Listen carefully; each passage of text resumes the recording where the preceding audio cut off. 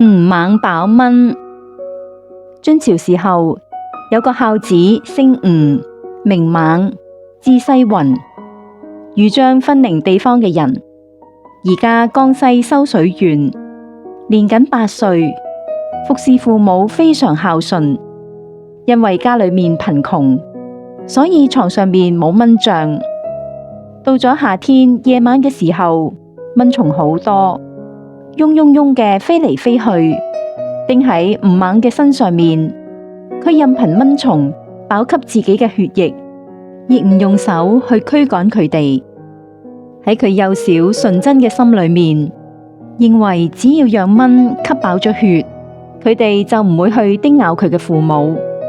如果將佢哋趕走，恐怕蚊會去叮咬父母，所以寧可自己受苦，亦唔願意趕走蚊。後嚟吳猛遇到一位有法術嘅異人，名叫丁義，俾咗佢一個神方，屢次都有靈異嘅表現。後嚟喺宋朝政和年間，佢被封為真人。吳猛8歲，家無床圍，自蚊飽血，恐逝親機。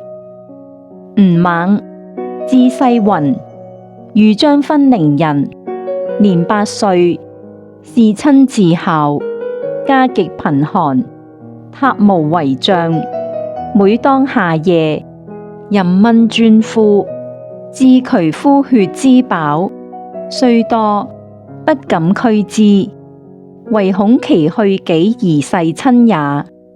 後遇智人丁義，授以神方，屢着靈異，送正和中，封真人。